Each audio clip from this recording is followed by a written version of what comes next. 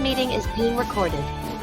Well, here we go. Yeah, there's her voice, everybody. After some technical difficulties that you in the passive listening audience will never know of, Michael and I and our guest, who we will describe in just a little bit, will be are happy to be here with you on the Regeneration podcast. Hit it, Michael. What's going on, brother? Well, two things are going on. One thing that's going on is nobody guessed last week's Name That Tune, which I actually didn't sing, but I gave the lyrics. Maybe Adam can tell. Welcome back, my friends. Yeah, I don't know. It never ends. I do now because I looked it up. Can I say it? But I had gotten. You look like Kilroy, Mike. I mean, get in. Okay, yeah, no, thank you. I had gotten the song in my head and I could sing the lyrics, but I had to look up the band Emerson, Lake and Palmer. That's right. And yeah. Carnival 9, man. Yep. Taking this back, a little prog rock. But the other thing, so I want to do a Name That Tune for this week, because it's this week in the history of American politics. Let's see if you guys can. I know you know the riff, right?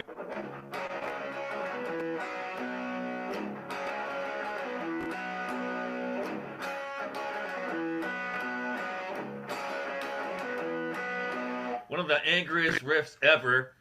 Can you name it? Angry. I can't name it. No. Adam. I can't name it either. You got I'm very bad at this. One more time for our Oh, here it is, like Ohio, right? That's it. Right. Ohio. By Crosby, Stills, Nash and Young, with Neil Young. I can get into each one, but I can't just like flesh it out. All right.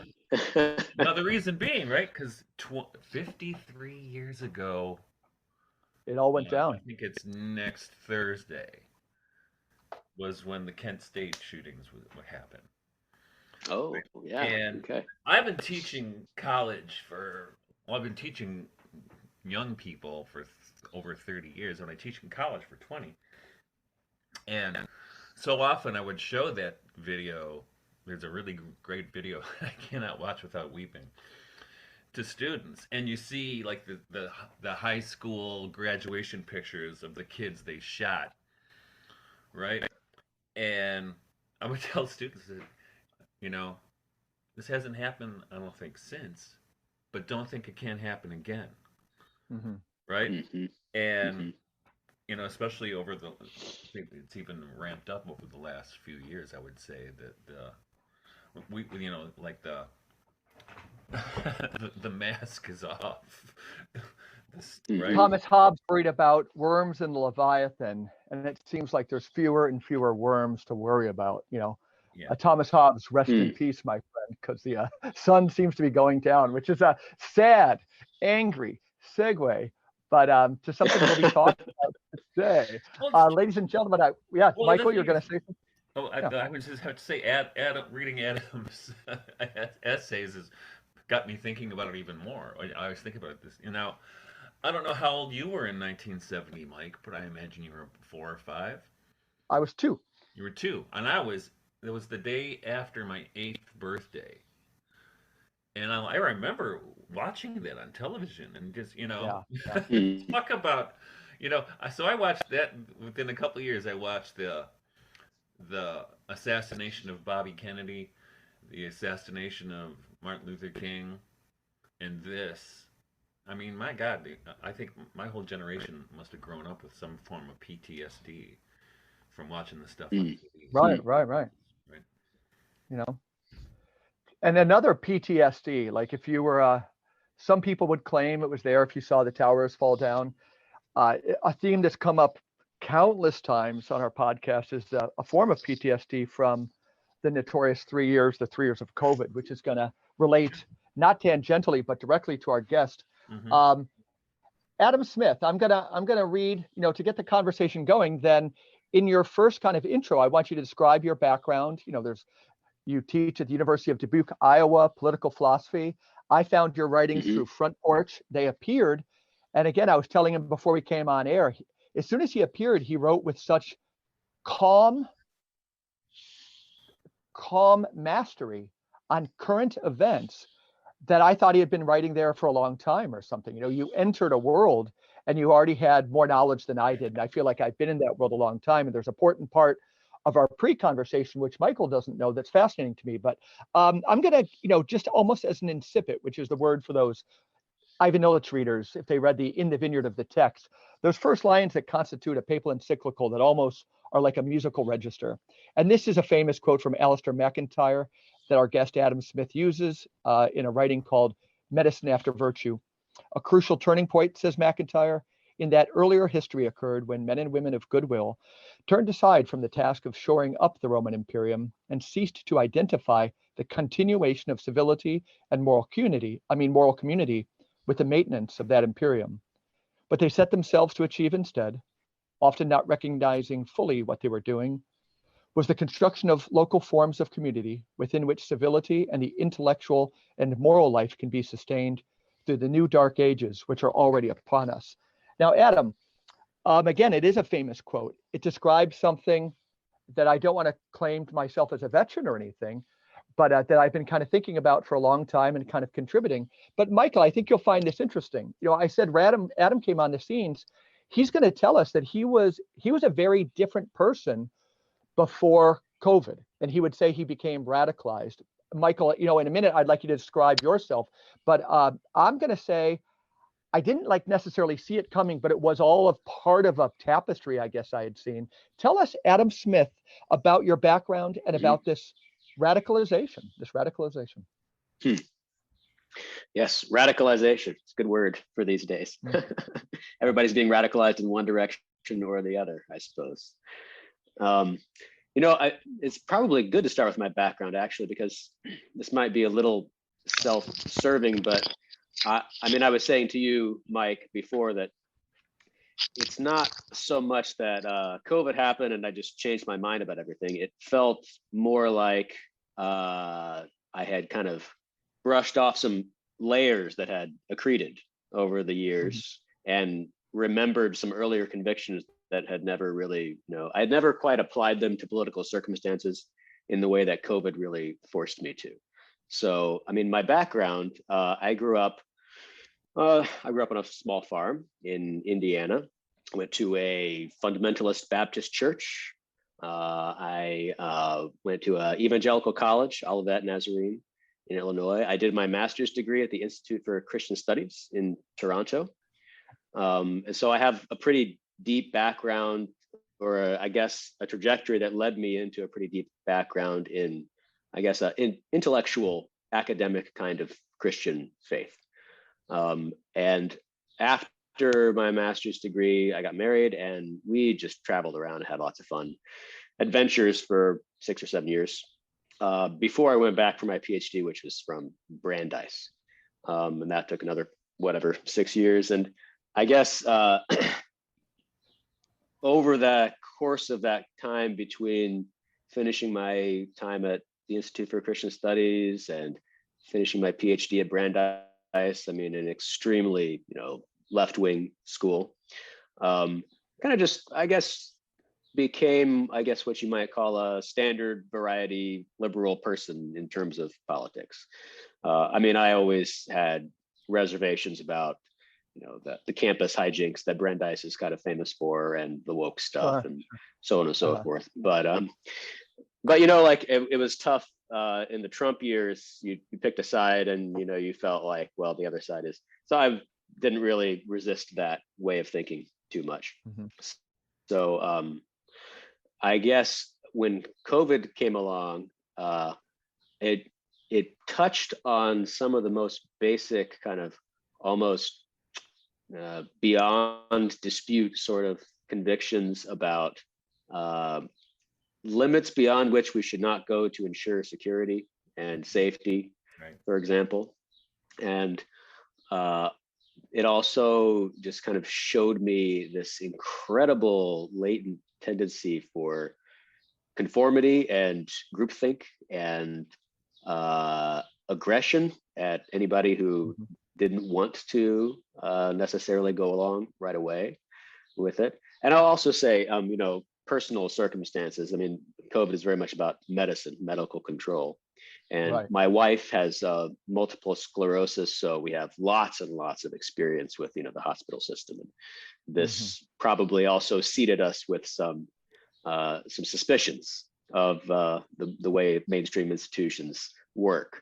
So it wasn't totally out of the blue, and I can kind of explain it to myself, but it was very unexpected. I mean, for both of us, my wife and I, we look back and think, man, we were just very different people in terms of what we thought about what was happening in the world 3 years ago, or whenever this started. Mhm. So I mean, I'd say my background is actually really relevant to the radicalization that you're talking about. And I was saying to you earlier, I know lots of people who had a similar trajectory and surprised themselves with the way that they reacted to the pandemic. And it's funny when you look around and you can't really identify a good pattern with in terms of who reacted in what I would call the right way and who went along with the thinking.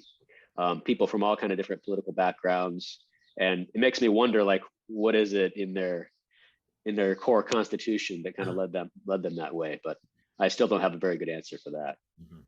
You said you have Yeah, a certain that's a short answer. understanding of self that led to your own radicalization.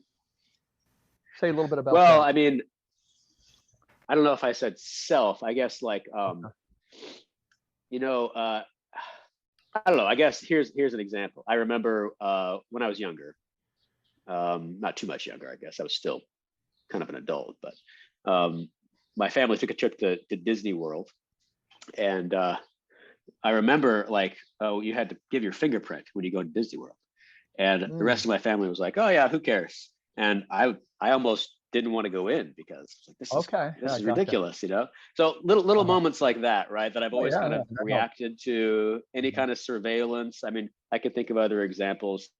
I traveled abroad, and having to go through metal detectors everywhere to stop the terrorists or something, and I Oh, just yeah. thought, this is not a way to live. No way. This is great. This is So great.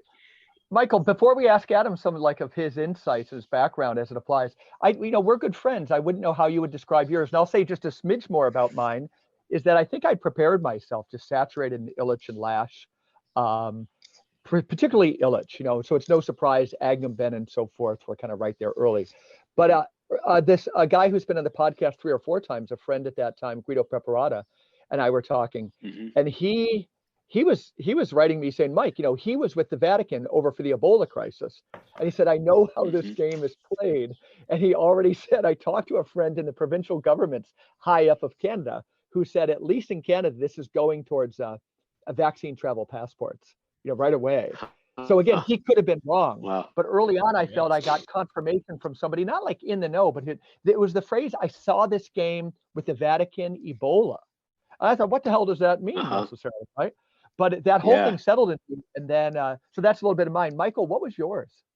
Well, I'm kind You were of prepared from birth. I'm kind of by personality. Yeah, I was gonna say. I'm suspicious of that. And like Adam mentioned, groupthink. I mean, the herd mentality. I mean, the biggest shock of my life was entering academia and realizing that free thinking was not allowed here. Because and you saw this, and Adam's written about this a little bit. At the beginning of the pandemic, one of the first intellectuals of a world-class level to come out against it was the person I would most expect to do it, Giorgio Agamben, right? Yeah. And he wrote his. I mean, he's a really wonderful thinker, and in his book, The State of Exception, right, or Sakharov, it's what he's talking about exactly what was going down, and he said so. Yep. And all these intellectuals turned on him, like venomous turning on him. Even people I knew in graduate school, or even before and after, who were big Agamben people, they felt betrayed that he stayed consistent. It was nuts. But I'm not the kind of person. I'm always, it's a horrible thing being Irish Catholic, is that you're always looking for a fight, and you always don't agree with whatever anybody's telling you when it's a whole group speaking to you. When they're telling you at the beginning of the pandemic, don't touch your face. I'm like, what? Who doesn't touch their face? How are you gonna not touch your face? Right. And I knew it was baloney when they said 2 weeks to flatten the curve, and then all of a sudden it's 3 weeks. Okay, 4 months. Okay, well, just stay home. I remember seeing hula hoops in I knew it was parks where you baloney. could sit, right? And I was shut down by friends, enemies, left and right. Mhm. And I was, Mhm. turns out I was Yep. right. Right. Yeah, fascinating. Yeah. So Adam, Now I'm if you getting could mad. give people, yeah, and something you're good at, Adam, because we've mentioned Christopher Lasch. Now, I just want you to give. I'm going to lead off by telling you to give us a primer on maybe like the critique of the medical industry today. Almost like people weren't prepared. But before that, another gift you have, because we had mentioned Lasch. Lasch will quite often review works of social science or specific papers and Mhm. say, the evidence the scholar presents belies his conclusion, and then says like what they actually Mhm. point to. And that was one of my favorite moments reading Christopher Lasch.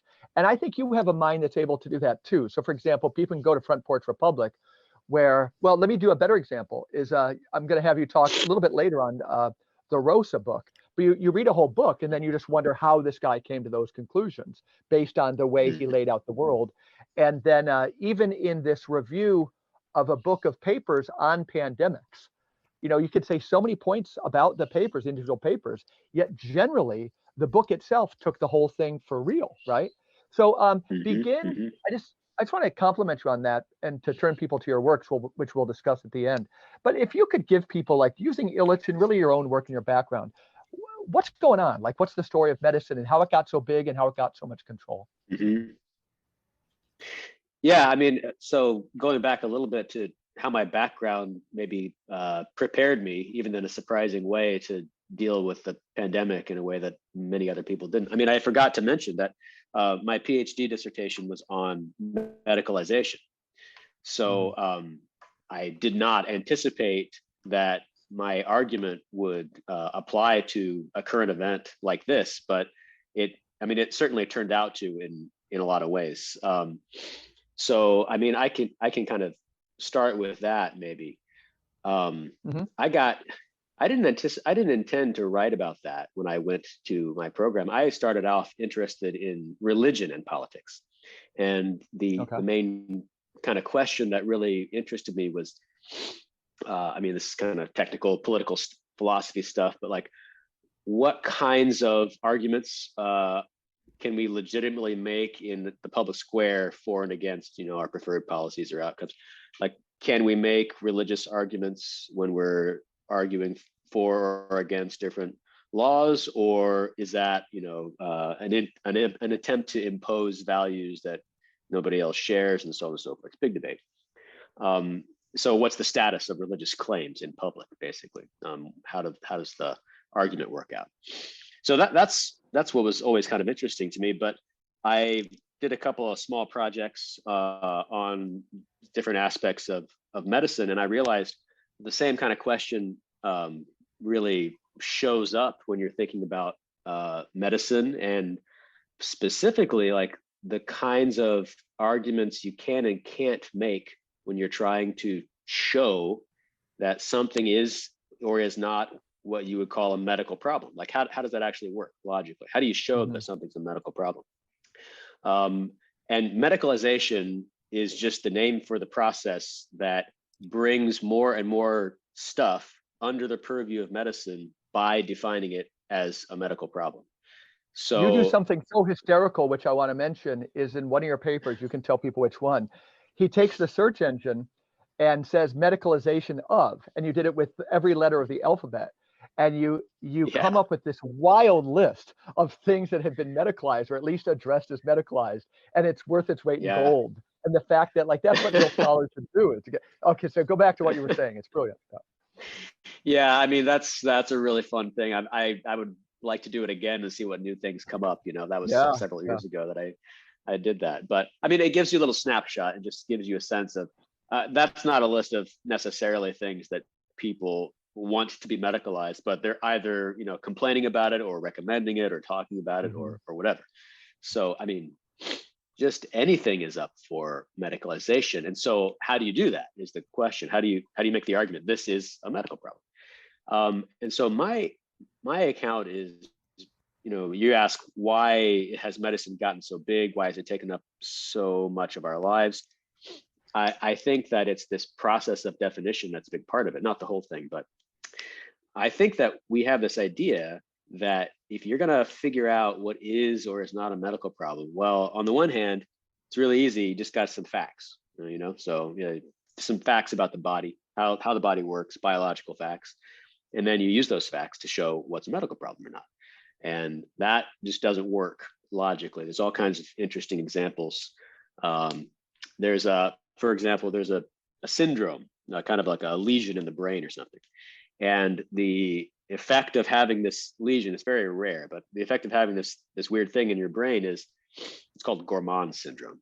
Okay. You have a kind of a superhuman sense of taste, and you're very discriminating when it comes to food. You can tell the difference between good wines and all this kind of stuff. That is a fact about your brain, and technically it's like the body malfunctioning. But nobody's going to say that's like a problem. That's actually kind of cool, right? That you have that. Yeah, right. So there's all kinds of situations where just because you can describe the fact doesn't show you that it's a problem, right? So you can't define a medical problem based on facts, and our society is totally in love with facts, right? Mm-hmm. On the other hand, sometimes people say, well, it's a medical problem if it feels bad, like I feel in pain, or I'm uncomfortable, and whatever I decide is, a medical problem is basically a medical problem. So we'd rely on feelings. This doesn't work either for obvious reasons. So in a nutshell, I think the cultural aspect that helps explain the expansion of medicine has to do with our inability to talk about anything other than in terms of facts or feelings. We have to be able, if we're going to call something a problem at all, we have to be able to appeal to something like objective values. Like, this is not just bad because it feels bad. This is not just bad because it's a malfunction in the body. No, it's like bad because it's bad for you as a human being, whether you like it or not. Then we're in the realm of ethics. Mm-hmm. And that is not a realm that we allow, because for the same reasons that we don't like religion and politics, we don't want people imposing our values on one another. So this, shows up constantly in all of the most interesting cases of medicalization, contests over medicalization. I mean, the recent stuff over the trans issue is a perfect example. We have these facts about the body. Puberty, for example, is something that happens to the body. And the obvious, next stage of the argument, which you've already seen, made by some people, is that because I don't like this fact about the body, and because the fact is that using drugs, medicine can change this fact about the body, therefore we can define it as a medical problem, and we can, arrest puberty so that we can, choose our gender or whatever it might be. So I think that kind of, I call it a rush from judgment. We don't want to make judgments about what's objectively good and bad for human beings. And this is really helpful for the expansion of medicine, because it allows you to define anything and everything as a medical problem, and therefore under the jurisdiction of medical institutions. Michael, there's a mower outside my window, so I'm going to hold off talking for a second. I'm hitting. Well, I mean, I think, and it's important, I think, to mention that it's not just a medicalization.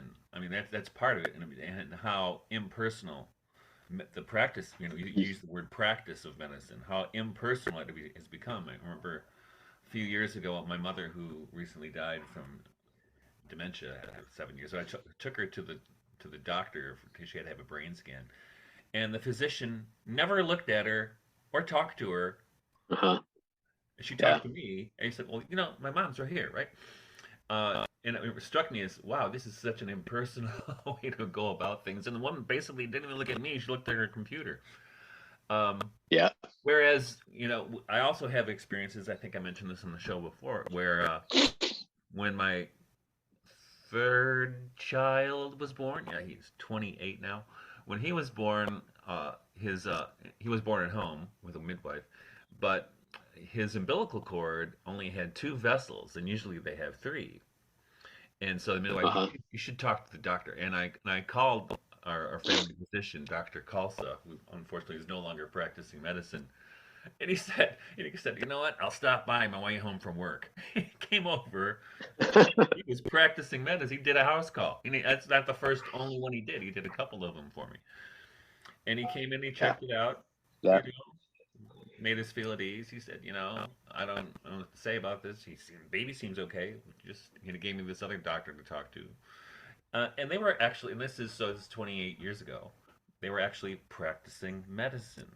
It was Yeah. health Right. care, right? But where Yeah. where it's been I've seen over the in intervening almost 30 years that practice of medicine is becoming a rarity, and it's Yeah. it's kind of the industrial model that we're looking at, and when people talk about the coming of robot surgeons, robot doctors, I mean it's like it's the logical conclusion to that trajectory, right? Yeah. 100%. Yeah. Yeah. I mean, that kind of more philosophical or discursive aspect of medicalization connects with that institutionalization that you're talking about. I mean, when it was a practice, it wasn't just about, facts and feelings. It was about like engaging with another human being, and you cared about what was good and bad for them, and so on and so on. Facts and feelings lend themselves to this institutionalization, because that's what institutions can deal with 100%. I mean, I've seen so much of the same thing. I don't remember whether I was telling this to Mike before you got on, or whether I said this kind of in my introduction, but my wife has multiple sclerosis. And so we've had all kinds of, interactions with the medical system, and some are good, some are bad, but on the whole, it's exactly as you describe. In order to practice, what we call compassion, we have to depersonalize everything, because, only the facts are going to help us address people's feelings, and you can't meet the person who's actually there. So we think, like in my family, I remember being radicalized. I was reading Ivan Illich, especially his confrere Barbara Duden, who wrote a lot about the body and so forth. And my wife was pregnant with our first child, and we went to the obstetrician, and he was, I think we had the scans, but he wanted amniocentesis. And I said, I'm just not so sure I see the reason. And the doctor just said, they could die, and then I just walked out. I don't think I've ever been, we were kind of newlyweds. My daughter was a honeymoon baby, and I don't think I've ever been this directive with my wife, but I looked at her and said, we're walking out. Yep. And then when we got in the car, my wife remembered that the previous, maybe a couple months before, in our church in downtown Rochester, the priest had mentioned a midwife there, and then we figured we would call the priest, find her name. And that put me on, a lot of outside practices early. But subsequently, it was the episode with that same daughter my wife was pregnant with Gardasil, right? The pressure got amped up. And then I recently had, I don't think I'd been to the doctor. I'm not saying people shouldn't go. I'm a pretty healthy guy. I don't think I'd been in 6 or 7 years. And then I had a inguinal hernia. And so I figured, I'm going to try and get in and get out. And this was my experience last fall. So I made an appointment with the doctor. They saw I definitely had one. I kind of got to the surgeon. There was all these appointments, right? You had to have a COVID test like every day before. And I was putting a lot of gas money into it. And I was still just trying to stay focused, like I was training for a marathon. And I kind of got in and got out. And then they had me meet with my local, my primary care person. And then we had a nice talk. And then this person said, can we just, it's been like so long, can we just do a physical? And I thought, yeah. Now my physical came out and showed I was healthy, but the number of things they recommended, and I think a colonoscopy would be fine. That was one. Now I probably won't do it, because it just made me so mad about like everything else. So it was a tunnel that opened up into 15 highways that were just going to grab me in, to this thing. Yeah.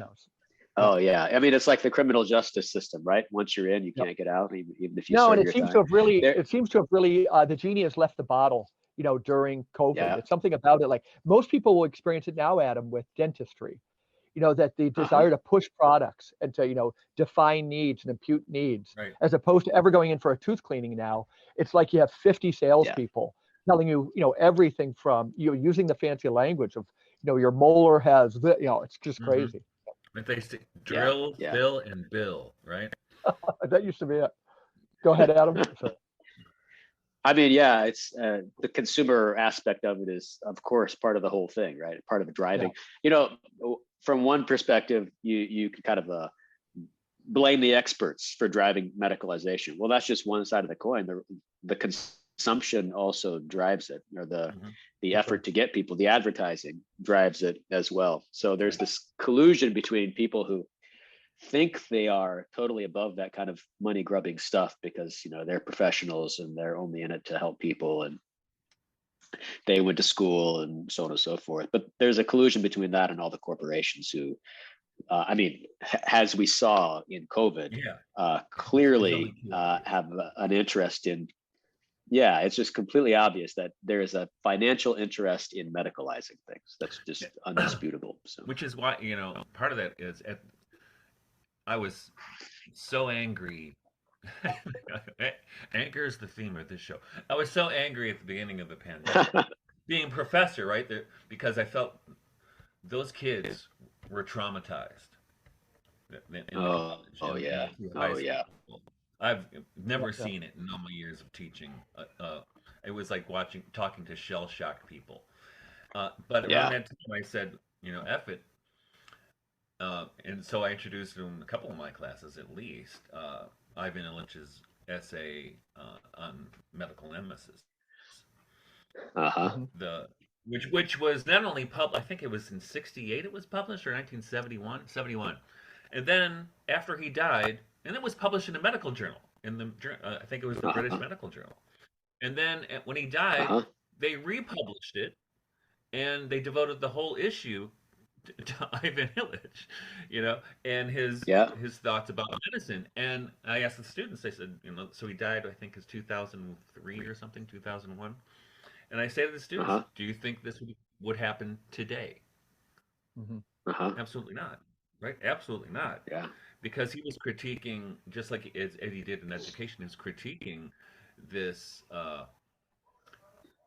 this tendency in medicine to, as we've seen, to not be interested in health, but be interested in return customers, right? Right. Yeah. So you surrender that's right. That's your own sovereignty to take care of yourself to the professional, right? Yeah. Yep. That's really interesting that you did that. You know, teaching was horrible during the pandemic. That was also, of course, part of the thing that radicalized me, just experiencing that. And especially, you know, thinking about the kids who half their experience of college was just ruined, right, by that. Or the worse, you know, we were thinking about the little kids who might not experience anything differently at this point, like didn't know how long it was going to last and everything. Just a whole chunk of your life and all your assumptions are being created. But during the pandemic, and I was fortunate enough to teach at a college that was just about as countercultural and lenient as you could possibly get. Yeah. So, you know, we still met in person, and you're supposed to wear a mask or a face shield. So, that was here at the University of Dubuque. So I was still here. Cool. Yeah. So, you know, you had to wear a mask and everything, but you had the face shield option. So I always wore the face shield option with it all the way up. So it's just, you know, kind of a statement. or the beard, the beard mask thing. How I had to wear it. Yeah.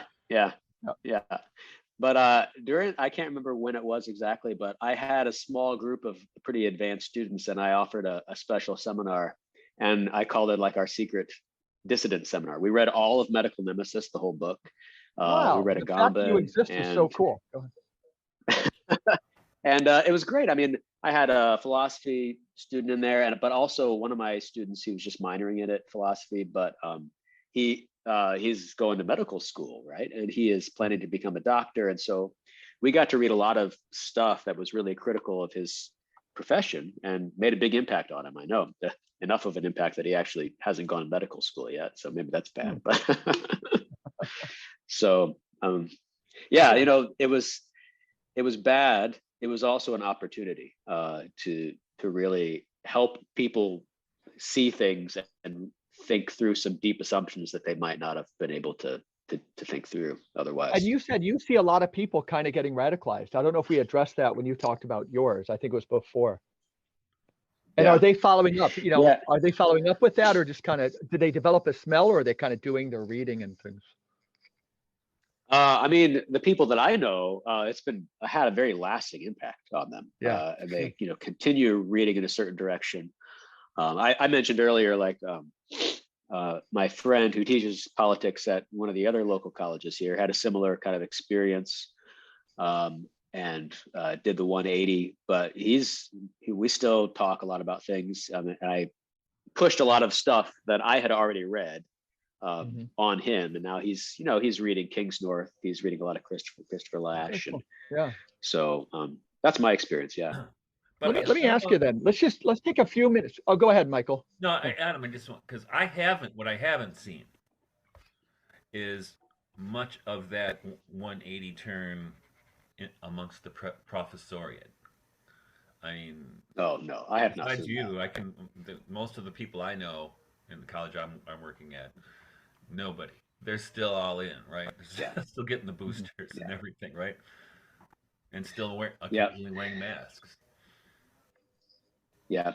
The one guy I mentioned, I mean, he's totally the exception to the rule.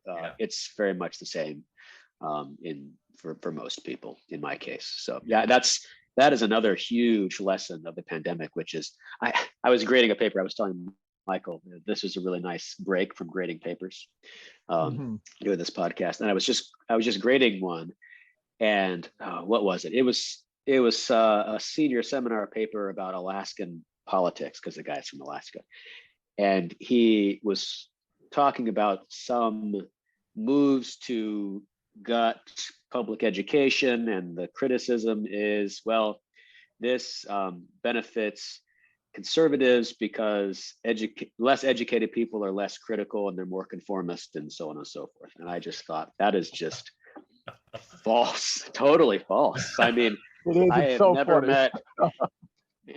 never met anybody who is so conformist as an intellectual. Right. There's this book, I haven't read it.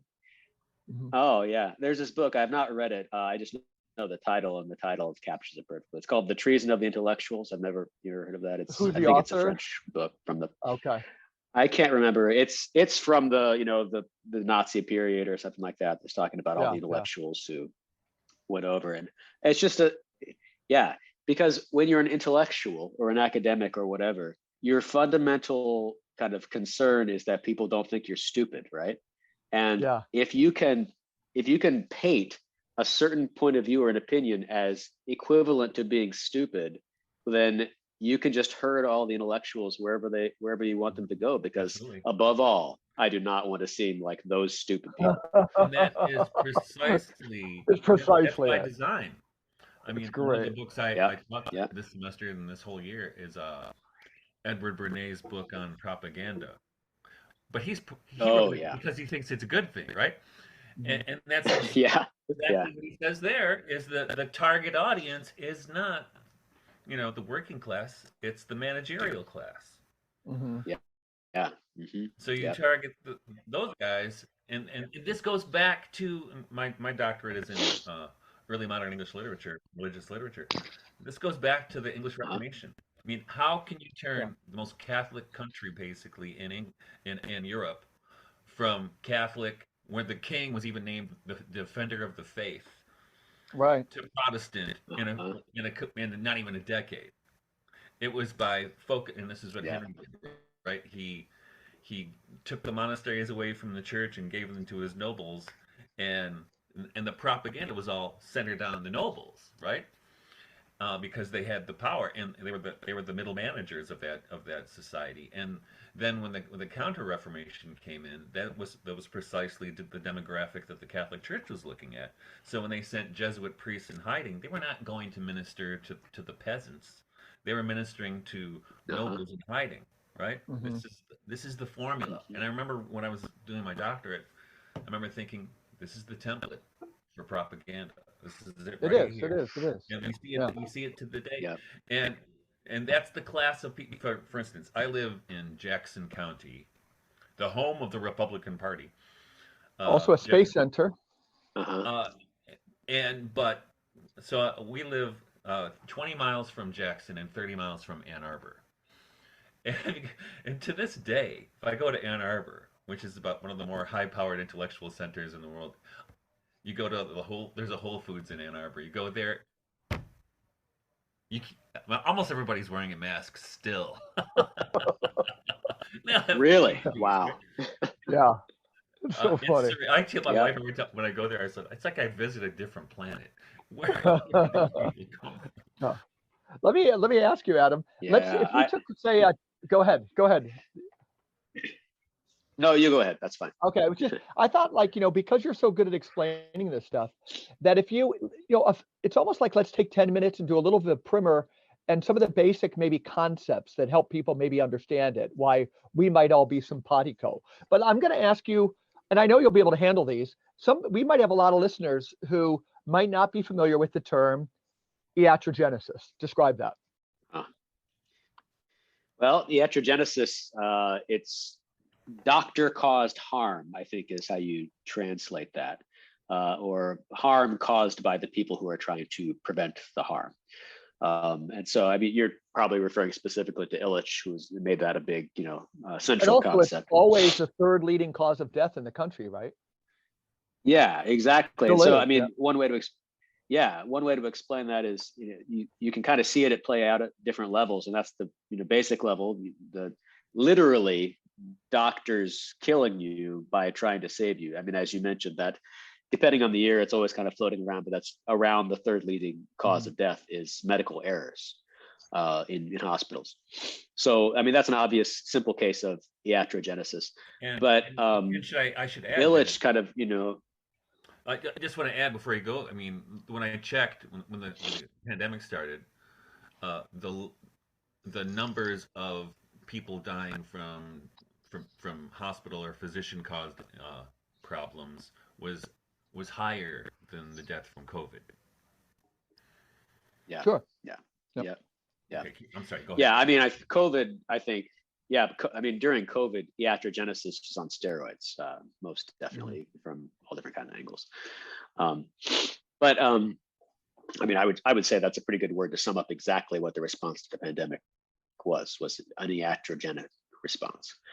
But there's that kind of like actual physical, like the doctor gives you a medicine and it has an interaction with some other medicine or something, and then you die. That's iatrogenesis. But I think the more interesting level to think about the concept on is when you kind of move up and you think about social and cultural iatrogenesis, which is what Illich was especially interested in. So there, he's more interested in patterns of thinking, kind of like a safetyist pattern of thinking, or a deference to experts, or the kind of constant attempt to define more and more things as medical problems, because then you can sell the drugs that cure the problems. That kind of thing. The effect of that is, he says, to render us less capable of self-healing, of managing our own bodies, because we are constantly relying on other people to do it for us. We actually develop less of the capacity to deal with suffering, or even the actual physical capacity to fight off diseases. We lose some of that because you could think about that also on a literal physical level, because we're so concerned to make sure we don't expose ourselves to any pathogens. Then as a result, when we are exposed to some pathogens, then we don't have the capacity to deal with them as other people might have been. So, yeah. So that's, I think, that's iatrogenesis. No, go ahead. Now the next one, and I think, people need to hear, working in the church, Illich and others would see that a lot of the things we're seeing about institutions turning against themselves or against their intended good effects, were first kind of demonstrated in the church. So the next one I'm going to ask you to talk about in terms of medicine, Adam, is imputed needs. But again, in the church, we would see years ago, all of a sudden, according to Illich, under Alcuin, Charlemagne's library, you get a merge of the priesthood and the pastor role. And then that's the beginning of the time where the priesthood starts imputing needs, right? Like there's all these popular devotions and people could just pray Stations of the Cross, but somehow it was better. Or somehow like, I need, you're imputing people that you need more of their services. So describe imputed needs as they might pertain to the field of medicine. Well, I mean, what we were talking about before, right? The consumerism where you're constantly selling people things. That, we live in a culture that sells you things all the time. So that's not exactly unique. But there's a difference when it comes to the things that professionals sell you, because what the professionals sell has to be defined as something that you need, not just something that you want. That's the raison d'etre of a professional, is to like professionally distribute needs. But obviously that kind of ironically generates its own need for the professionals to sustain themselves and to expand their purview by constantly finding these other things that people need. So it's especially easy to do that. I think this is a key point. It's especially easy to impute needs when it comes to medicine. I mean, like you said, right? You went to your obstetrician and you're like, why do I need this? And he said, because you might die or something, right?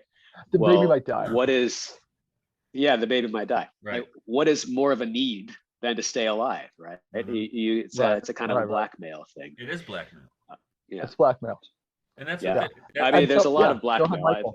Well, that's what a lot of the doctors encouraging teenagers to get trans surgery and procedures. That's exactly what they tell their parents, right? Do you want a live son or a dead daughter, right? Yeah, I mean, exactly. Blackmail, right? Yeah, that's right. That's heavy. Yeah. I heard an ad yesterday on not an ad, but it was a discussion on some news station, but it was about the doubling in requests for leg extension surgery. And what it is men who are short, they go through the surgery, costs about 170,000 to 200,000 bones.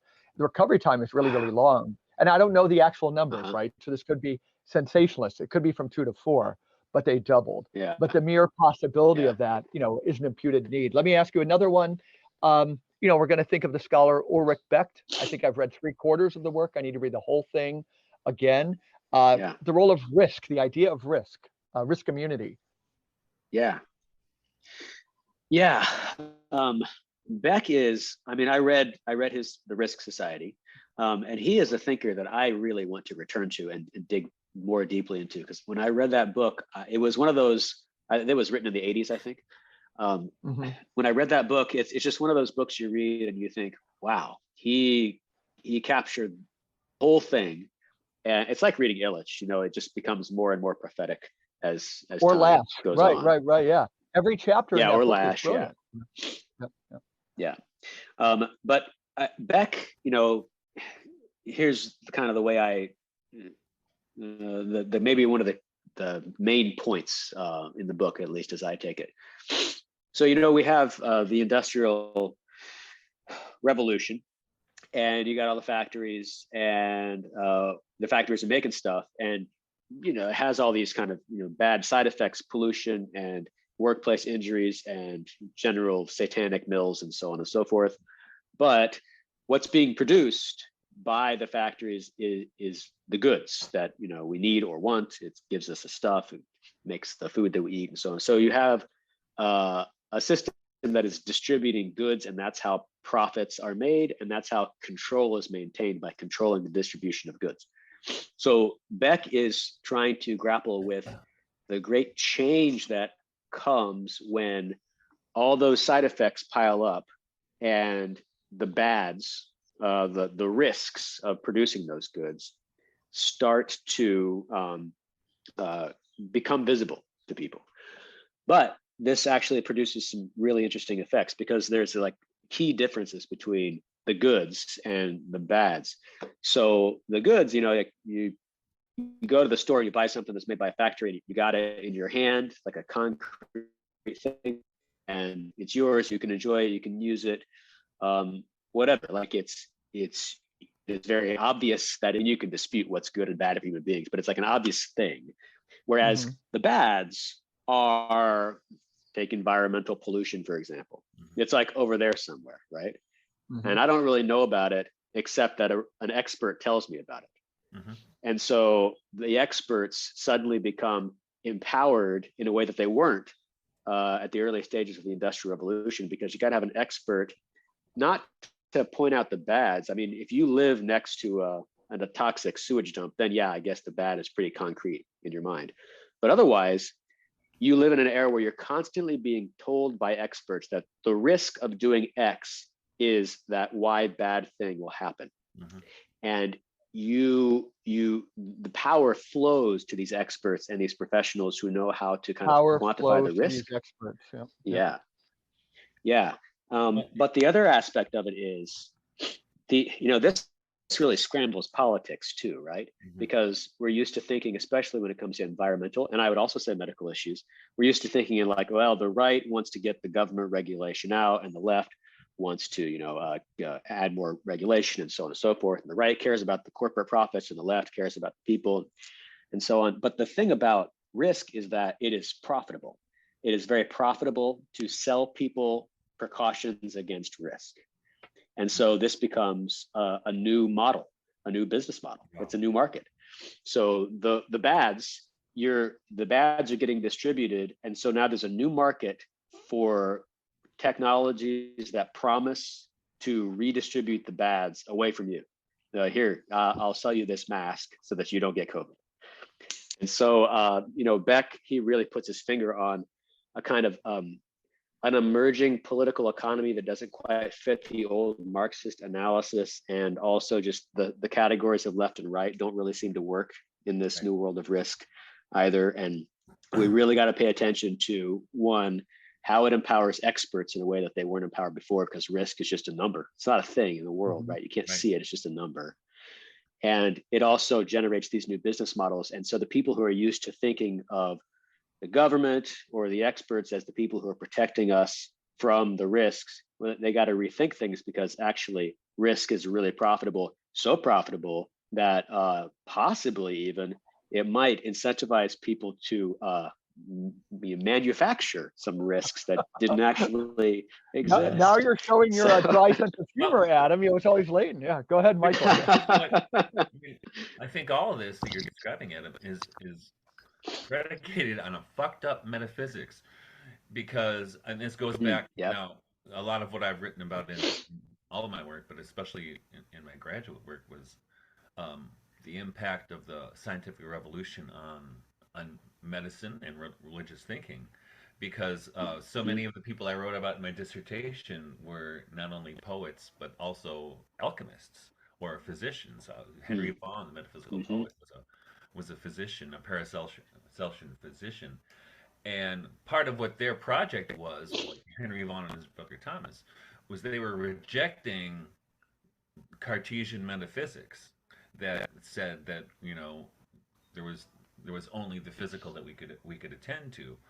And then later you come to people like David Bohm, when his discussions of quantum physics and so forth, and he said, the problem right now is that we have all these experts who think they're not part of nature, and so they come up with some approach to fixing a problem, and then you need to find something else to fix the problem that was caused by this problem. So, and I think it kind of goes down to that root, where the metaphysically and epistemologically, the way our culture looks at this stuff is, this is what happens. And I think then eventually you got no place to go but capitalism, right? And so then that becomes, and I've been reading Eugene McCarraher's the Enchantments of Mammon, and I think he's right on the money, because this replaces this replaces the Christian metaphysics or the divine understanding of the world, right? The sociological understanding of the world. And as Rupert Sheldrake, I don't know if you've ever seen his band TED Talk. If he makes a great point there, talking about power flows, right? Where the power flows, but it's all where the money flows, right? And the money flows to the medical industry, right? It doesn't go to people researching exotic butterflies in the Amazon. It doesn't go to scholars of metaphysical poetry, right? It doesn't go there. It goes to medicine and technology. That's where the money is, right? Yeah. Which is why colleges, universities are seeing their humanities departments become invisible. if not disappear altogether. Yeah, Right? that's right. How about Yep. this, I'm Adam? not familiar with that TED talk, but Oh, Yeah, I'll have to look for before it. we go on, I got a question. Yeah, Now, I please. just watched it this week, and I'm sure this is the kind of film that Adam would like. Are you familiar with the film, The Book of Vision? I'm no, but not. I think it was you. I think I was mentioning to Mike, I don't really use Twitter, but I still have an account basically from COVID. I think you were talking about it on Twitter. Is Yeah, that right? well, I was because somebody had been recommending it to me, but I couldn't find it available streaming or anyplace. And it was produced by Uh-huh. one of the producers was a man named Robin Minotti, who's Italian, lives in England, and I couldn't figure out why this movie's not around. And the premise of the movie, it takes place in the 17th century, and the main character is a physician who still wants to hear about his patient's dreams and aspirations and feelings, and uses that in Yeah. in his not only his diagnosis but his way to approach facilitate their healing. And it's really a beautifully filmed movie. I mean, the visuals are extraordinary, and it was produced by Terrence Malick, for instance. Hmm. And I couldn't figure Yeah. out. Like, maybe I still don't know. If you can find it, look at it. And I finally did get a copy. Somebody sent me a link that I was able to So see. this Robin Minotti worked with Terrence Malick. Pretty No, wild. he did. But here's the other thing. Okay. And this is what no, Robin Minotti. If you go to his Twitter page, he's ripping on the medicalization industry He is. constantly. That's And how I know the and Yeah. I name. knew I had heard his name. He was the guy who did that, I think, an hour-long interview with Eric Clapton after Eric Clapton Okay. Oh, Yeah. injured by the vaccine. okay. Uh-huh. Huh. Yeah. And as we saw that happen with Clapton, was blacklisted by the power structure, and I think I'm sure Robin Minotti was blacklisted as well because they came out Huh. against that, right? And I'm wondering if that's why this movie hasn't found any distribution, not even in DVD form, right? I'm definitely gonna look Huh. for it. Mhm. Yeah, I will too. That Yeah. sounds really good. I mean, I think that is like I can offer some philosophical or political analysis. We can talk, we can make arguments. I think that is really what we need. We need art and stories that present, that kind of challenge the narrative and present an alternative narrative. That's where things, turn. People aren't Yeah. mostly interested in the kind of arguments that I like to make. They It watch makes me movies think. and they read It books. makes me think too that, like, I was talking to a student about AI, and in fact, the abbot of the monastery, and I think there's a connection here, and I don't mean to go too far afield, but like with AI, okay, we need to monitor it, but it's also incumbent on us. And I'm going to reduce this to kind of a left brain, right brain thing. But if AI kind of mimics the left brain, but excellently does so, as well as regulating it, and necessarily more important, and this would, I'd think of Owen Barfield, but we need to, we need to have an evolution of consciousness. We need to kind of work on these things becoming more human. That even a trained, that a good mind, you could have one level of consciousness that really can't tell the difference between AI and something else. But I really believe, and tell me if you disagree, because I know you understand the basic idea I'm getting at. But the other response is, like, we have societal mental regression, where AI, is looking a lot like human thought. But the problem is human thought is looking more and more mechanical. And that kind of goes to what you were suggesting, Mike. Adam, any thoughts on that? That it seems to Yeah, I mean, drive I this kind of go idea back. of developing the truly human will lead to more community. It'll lead to more, human flourishing. It'll lead to more engagement with nature. If we set ourselves the task of becoming more than these kind of left brain automatons, as opposed to using our left brain to outwit people on arguments and just make sure AI or the technocracy doesn't grow. Yeah. It's kind of a tricky question. I mean, I think for better or for worse, maybe for better, maybe that's just how it is. I don't know, but most people, the effect of AI on most people in society will be, as you said, most people's minds will come more and more to resemble AI. They won't use it; they'll just be absorbed into that kind of structure. And not literally maybe, but the result will be that they won't be able to tell the difference between what a human is doing and what an AI is doing. But I think that there will be other people for whom it is an opportunity to like kind of reclaim and rediscover and you know you sharpen yourself like against this kind of reduction of the human. You sharpen yourself and you rediscover what it really might mean to be human. So I think beautiful poetry, I actually like your life depended on it. yeah. I'm actually kind of optimistic because it's such a I mean, it's a little bit like COVID, right? It forces you one way or the other. And, you know, for the people who are forced one way, that's great. But it has a negative effect on everybody else. So I in some ways, I'm kind of hopeful because AI is like, you know, like you're talking about the humanities, Michael. And of course, that's totally the case. But I've read a couple of pieces that, you know, just make the argument that the importance of the humanities, it's never been as easy to demonstrate the importance of the humanities to the people who are going to care about them already, because you can contrast it to what is happening and what's accelerating. And I mean, I'll give an example. On my own campus, I'm grading papers. I find one that I think has been generated by Chat GPT, probably, you know, 1 out of 10 or something. It's already happening. It's ridiculous. And I've been working with a group of faculty and students. I had this kind of idea rattling around. I would trot it out in classes. I would just propose students a hypothetical. What if you had the opportunity to live in a tech-free dorm with some other people who signed up and decided, you know, you're going to follow certain rules for the use of technology while you live together, so on and so forth. I usually had like 5 to 10% of the classes say, yeah, I'd do that. So I decided, why not try this out? So I'm teaching a May term, starts on Tuesday, and this is the model. So we'll have a class and we'll read Illich, we'll read stuff about tech, Jocko Ellul, but they will live in a dorm where they don't have a smartphone, no video games, some other rules, and for the month, right? And I don't think that would have been attractive to students if it weren't for I mean, I have one student who's in the class, and you know, I asked him like, "Why are you doing this?" And he said, he's like a sophomore, and he just looked at me and he said, "We students, we don't live socially healthy lives, and I want to figure out how to do that." And that is just profoundly insightful, and he recognizes that.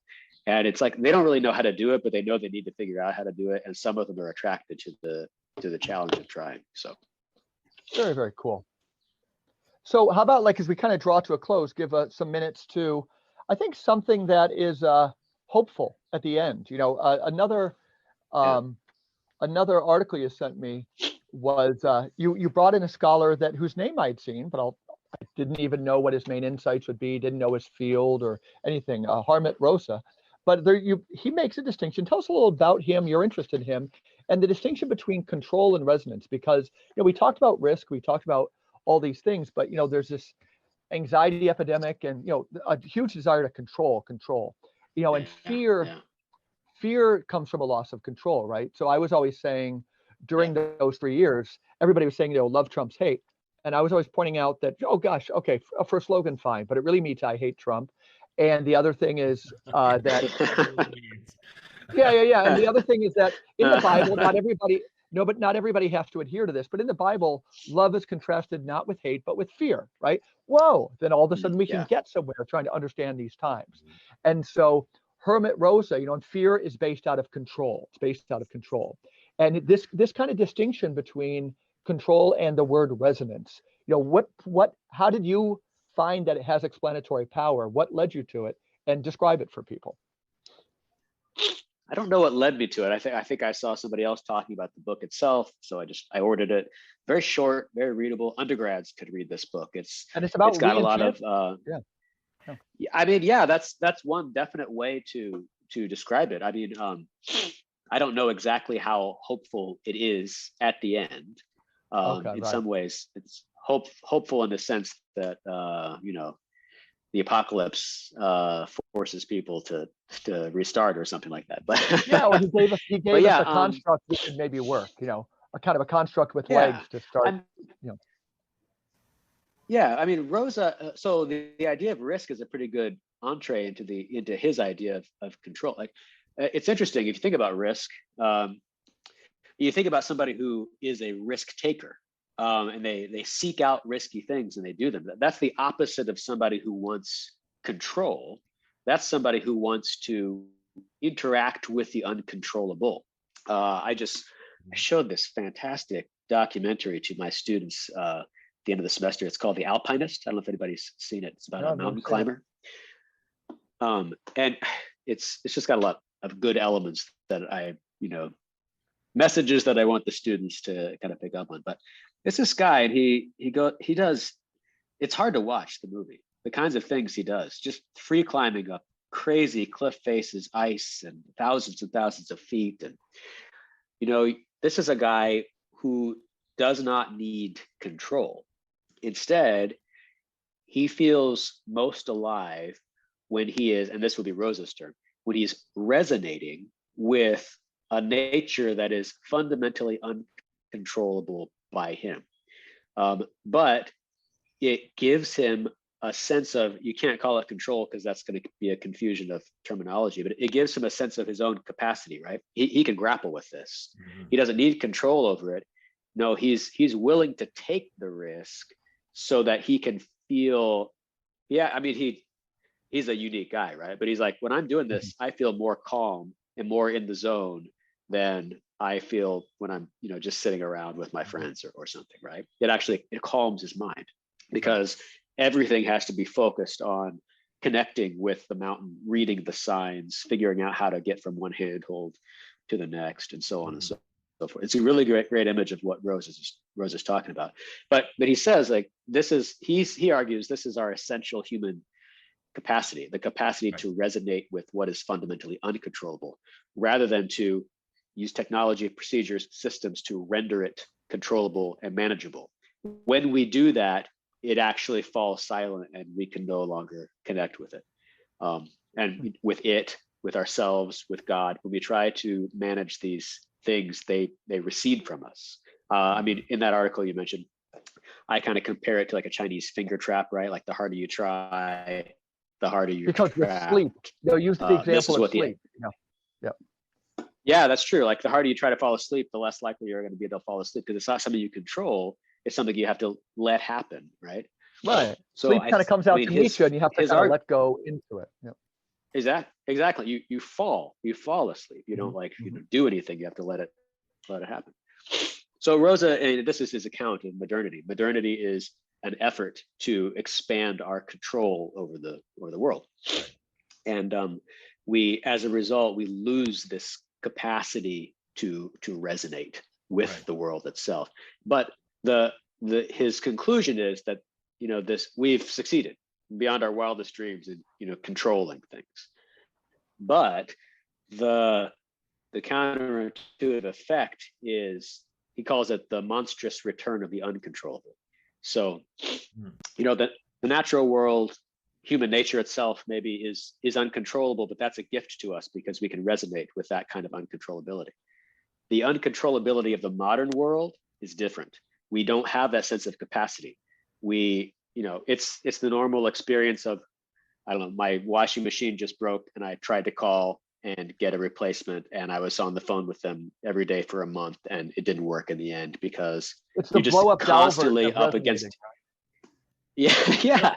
You're constantly up against something that doesn't talk back to you, Yeah. Well, it's interesting because when you say that, it reminds me, there's this, I don't know if you've seen this documentary, I've used it with philosophy courses. It's called Being in the World. You know this one? I don't know. No, I don't know. It's a good documentary. It's basically about, what's it called again, Mike? Being in the World. Okay. And I show it to students like an intro philosophy courses because it shows you that philosophy does not necessarily have to be about reading really dull texts. that maybe philosophy is how you are behaving in the world. So it's kind of Heideggerian in a way. And but this, Heidegger's idea of worlding occurred to me as you were talking about this, because one of the points that he makes in the film is, there was no jazz out there waiting for it to be discovered. People had to bring it forth, and now the world of jazz exists, right? But what we're Uh, experiencing, and I think in a surveillance state, is just the opposite of that, where and I think the comparison to a kind of Gnostic enclosed universe run by archons is not a bad comparison. Um, where and I think what you're talking about, Adam, is the response to that is a kind of worlding. So this example, the guy in the documentary on the mountain climber, that's worlding, right? That's um, uh, finding your way. It's a kind of discovery of truth through, you could call it mastery or expertise, but not in a kind of professional way. But so you get to that liminal space, and I do it through music yeah. and through writing poetry. Other people do it through other Uh-huh. experiences, farming or whatever happens to be, where you enter in, you discover a new world. You open up something, and it's a great Uh-huh. example. I don't know if you know the guitarist Michael Hedges, who's just I do not. he died. Oh, you gotta No. look him up. Look him up. Aerial Yeah. Boundaries by Michael Hedges, and he reinvented how to play the guitar. It's just stunning to see what he does. Unfortunately, he died about 20 some years ago, um, as a young man, a relatively young man. But I saw an interview with him once, and he talked about precisely this. He said, and he always uses different tunings for every song, and he's a really wonderful composer. He said, I'll change the tuning on the guitar, and a whole other world opens up. So Hmm. it's an Yeah. example of that, and Yeah. and I think Really is. and this is what I find that college students have been hungering for post COVID, is experiences of authenticity, right? Yeah. They Yeah. want to experience something real. They know Yeah. they've been served you know a construction made of bullshit. They want to Yeah. experience something real, or at least a lot of them Yeah. do. They don't know how to do it, but they know Yeah. And something's it's missing. right. And it's not only COVID. I mean, I think that they, there's a lot of unreality in college per se, and not just, during COVID. There's a lot of Right. semblance of authenticity, Yeah. Yeah. Yeah. procedures that they see through with no problem, and everybody pretends to believe it, including the professors. And Yeah. and then I mean, I got a colleague, and every once in a while, every couple of months or so, he's got like a running thing where he has students and faculty and just whoever he invites over to his house, his backyard with fire, cook hot dogs, drink beer and stuff. And he'll do something like everybody tells a story, or he'll have one person give a little talk about some project that they're doing. Or so it's got this kind of academic-y sort of thing, but it's completely informal. Hmm. And the relationships that you have with the people that you're encountering ideas with are totally different than they are in the classroom, where you're just doing it for the grade and for the Right. job. And that's exactly, that's what interferes with making it authentic, because you have this ulterior purpose and Right. you're pretending that you're doing it for some other reason, but really, you're just there because that's what you do. You go to the pipeline, you get the job, and so on and so forth. So those Hmm. alternative, I mean, that's what he's doing. He's creating a world in his backyard. He's creating a world. And the students, when they show up, I always say to them, like, this is what the intellectual life is, not the stuff we do in the classroom. Like, I try in the classroom, but this is where it's at. And it has a big impact on them. Yes, I Yeah. ask students. I said, "Do you guys talk about this stuff in the dorm? What do you guys do when you go you go on the weekends? When you talk about stuff, what do you do?" Right.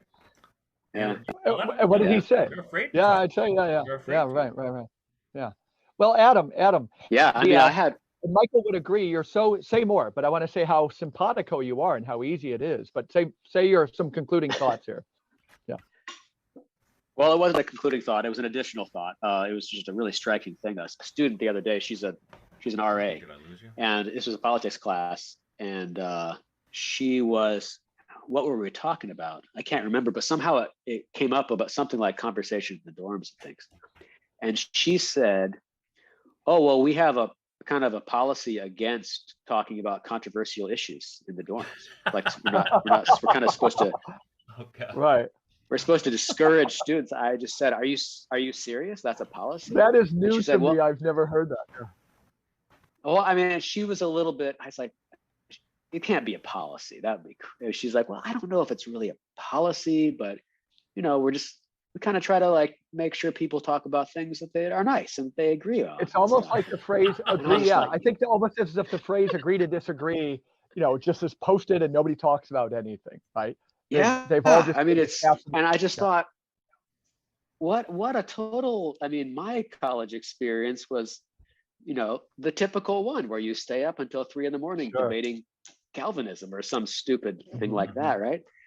And that's what made it the experience that it's supposed to be. And like you're actively like encouraging people not to do that, and you are going to generate this hunger for something else, and that I fear can't be generated by colleges, which is bad for me because that's where I work. So Yeah. Now, Adam, tell us where people can find your works and things. Oops. Where can people find where can people find your writings and your works? Well, I have this languishing Substack that I started with Tara. With our friend Tara Thiek, Yeah, right. And neither of us have done much with it. I wrote a little piece for it. The most recent piece is when that pandemic amnesty article came out. I can't remember when that was. I don't know if you saw that. Somebody, asking for kind of a truce, like, oh, hey, we were wrong, but my bad. Yeah. So that's the last thing I wrote. Yeah, my bad. And then Front Porch Republic. So and at Front Porch Republic, definitely. I mean, I have wild ambitions and dreams of writing a lot more. Fortunately, I have 2 kids and another one on the way. So 5 years old and 2 years old. So it's it doesn't leave too much extra time. But maybe I have some ideas for the Substack specifically. I started it during COVID, and most of what I wrote on there was kind of about a theme. Paul Kingsnorth, I think, and not only him, but he said something that really kind of captured the core of my view of what happened during the pandemic, which is, there's all kinds of aspects to it. There's the corporate profiteering and so on. But I think fundamentally it's a spiritual problem. There's a spiritual problem that made itself clear during the pandemic. And that's what I've been trying to think more about.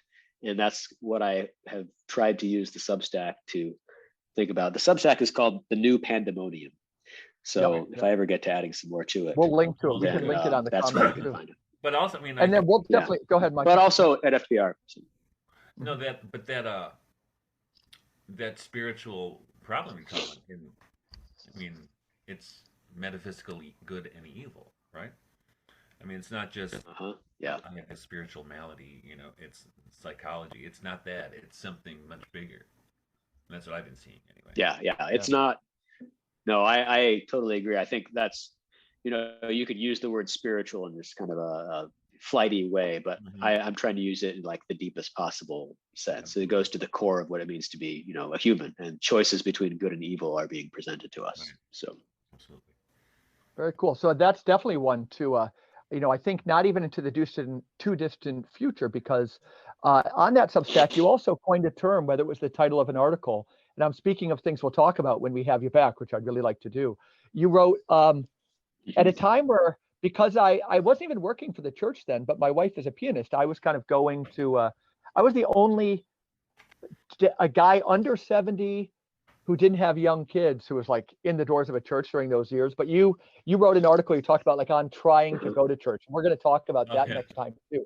Because you gave me some words to something I couldn't figure out, So Adam Smith, can't say enough about the insights you give. You're probably the clarity of your explanations on these things that I don't think I've said this to other commentators. Some are big names or guests we've had, but you're a voice that needs wider distribution.